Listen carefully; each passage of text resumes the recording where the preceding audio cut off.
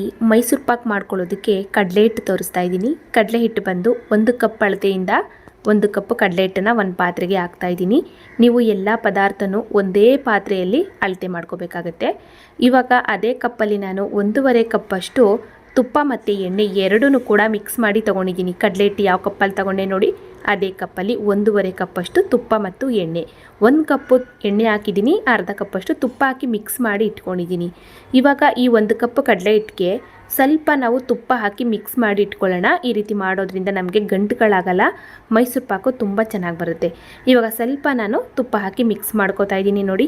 ಇಲ್ಲಾಂದ್ರೂ ನಾನು ಅಲ್ಲಿ ತಗೊಂಡಿರುವಂಥ ತುಪ್ಪದಲ್ಲಿ ಒಂದು ಅರ್ಧ ಭಾಗದಷ್ಟು ತುಪ್ಪ ಹಾಕಿ ಇನ್ನು ಉಳಿದ ಅರ್ಧ ಭಾಗ ತುಪ್ಪನ ಹಾಕಿ ಇಟ್ಟಿದ್ದೀನಿ. ಅದನ್ನು ನಾವು ಈ ಮೈಸೂರು ಪಾಕ್ ಮಾಡುವಾಗ ಮಧ್ಯ ಮಧ್ಯ ಸ್ವಲ್ಪ ಹಾಕಿ ನಾವು ಮಿಕ್ಸ್ ಮಾಡ್ಕೋಬೇಕಾಗುತ್ತೆ ನೋಡಿ. ಇವಾಗ ಒಂದು ಅರ್ಧ ಭಾಗದಷ್ಟು ತುಪ್ಪ ಹಾಕಿ ನಾನು ಈ ಥರ ಕಡ್ಲೆ ಹಿಟ್ಟನ್ನು ಮಿಕ್ಸ್ ಮಾಡಿ ಇಟ್ಕೊಂಡಿದ್ದೀನಿ.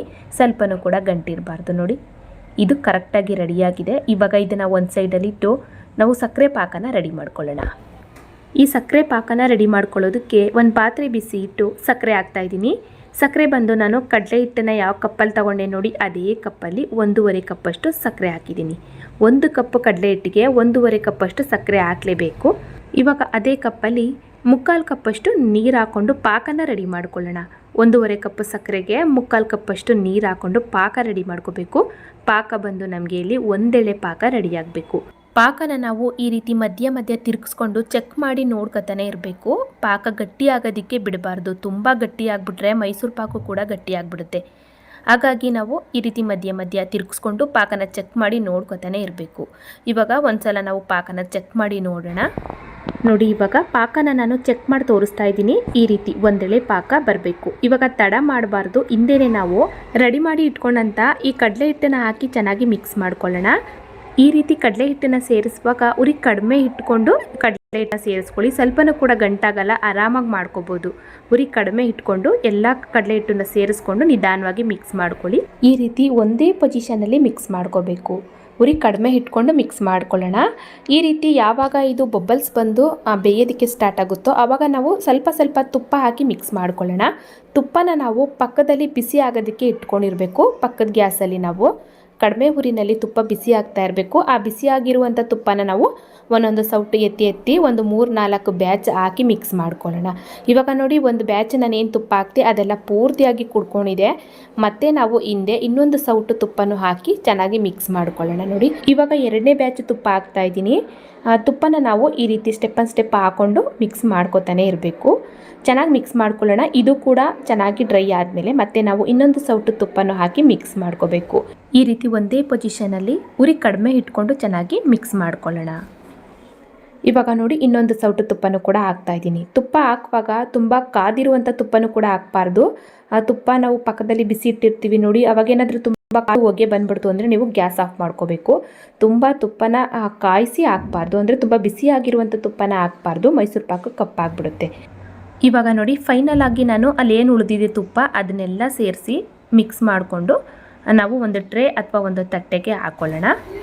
ಇವಾಗ ಫೈನಲಿ ಮೈಸೂರು ಪಾಕ್ ರೆಡಿಯಾಗಿದೆ. ನೀವು ನೋಡ್ತಾ ಇರ್ಬೋದು, ನಾನು ಹಾಕಿರುವಂಥ ತುಪ್ಪ ಎಲ್ಲ ಆಚೆ ಬಂದು ಬಬಲ್ಸು ಕೂಡ ಬರ್ತಾ ಇದೆ.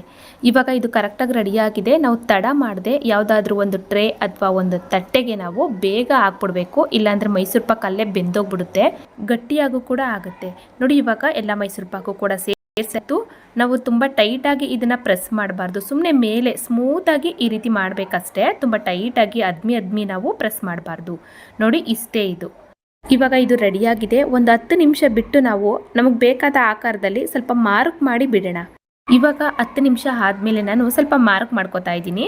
ಬೇಗ ಮಾರ್ಕ್ ಮಾಡ್ಕೋಬೇಕು, ಇಲ್ಲಾಂದರೆ ಮೈಸೂರು ಪಾಕ್ ಗಟ್ಟಿ ಆಗಿಬಿಡುತ್ತೆ. ಒಂದು 10-12 ನಿಮಿಷ ಆದಮೇಲೆ ನೀವು ಈ ರೀತಿ ಮಾರ್ಕ್ ಮಾಡಿ ಇಟ್ಬಿಡಿ. ಇವಾಗ ನೋಡಿ, ನಾನು ಕೂಡ ಈ ಒಂದು ಆಕಾರದಲ್ಲಿ ನನಗೆ ಬೇಕಾದ ಒಂದು ಸೈಜಲ್ಲಿ ಈ ರೀತಿ ಮಾರ್ಕ್ ಮಾಡ್ಕೋತಾ ಇದ್ದೀನಿ. ಇವಾಗ ಇದು ರೆಡಿಯಾಗಿದೆ. 1 ಅವರ್ ಅಥವಾ ಒಂದು 35-40 ನಿಮಿಷ ಆದರೆ ಮೈಸೂರು ಪಾಕ್ ಕರೆಕ್ಟಾಗಿ ಸೆಟ್ ಆಗುತ್ತೆ. ಬೇಗ ಸೆಟ್ ಆಗುತ್ತೆ ಮೈಸೂರು ಪಾಕು. 1 ಅವರ್ ಆದರೂ ಬಿಡೋಣ. ಇವಾಗ ನೀವು ಇಲ್ಲಿ ನೋಡ್ತಾ ಇರ್ಬೋದು, 1 ಅವರ್ ಆಗಿದೆ. ಉಲ್ಟಾ ಮಾಡಿ ತೆಗೆದು ತೋರಿಸ್ತೀನಿ ನೋಡಿ.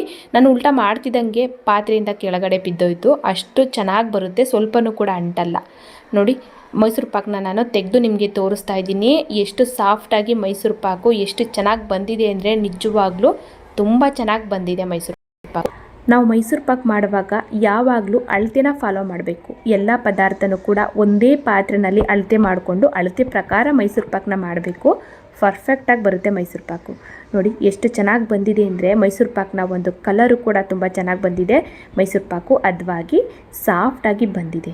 ನೋಡಿ ಒಂದು ಪೀಸ್ನ ನಾನು ಕಟ್ ಮಾಡಿ ತೋರಿಸ್ತಾ ಇದ್ದೀನಿ. ಒಳಗಡೆ ನೋಡ್ತಾ ಇರ್ಬೋದು ತುಂಬ ಚೆನ್ನಾಗಿ ಬಂದಿದೆ ಮೈಸೂರು ಪಾಕ್. ನೀವು ಕೂಡ ತಪ್ಪದೆ ಈ ವಿಧಾನದಲ್ಲಿ ಒಂದ್ಸಲ ಟ್ರೈ ಮಾಡಿ. ಇವತ್ತಿನ ಈ ರೆಸಿಪಿ ನಿಮಗೆಲ್ಲ ಇಷ್ಟ ಆಯಿತು ಅನ್ಕೋತೀನಿ. ಇಷ್ಟ ಆದರೆ ಈ ವಿಡಿಯೋಗೆ ಒಂದು ಲೈಕ್ ಶೇರ್ ಕಮೆಂಟ್ ಮಾಡೋದನ್ನು ಮರಿಬೇಡಿ. ಹಾಗೆ ಇನ್ನಷ್ಟು ಈಜಿ ರೆಸಿಪಿಗಾಗಿ ನೋಡಿ ತಿಳಿ ಮಾಡಿ ಕಲಿ ಚಾನಲ್ನ ಸಬ್ಸ್ಕ್ರೈಬ್ ಮಾಡ್ಕೊಳ್ಳಿ. ಪಕ್ಕದಲ್ಲಿರುವಂಥ ಬೆಲ್ ಬಟನ್ ಕೂಡ ಕ್ಲಿಕ್ ಮಾಡಿ. Thank you for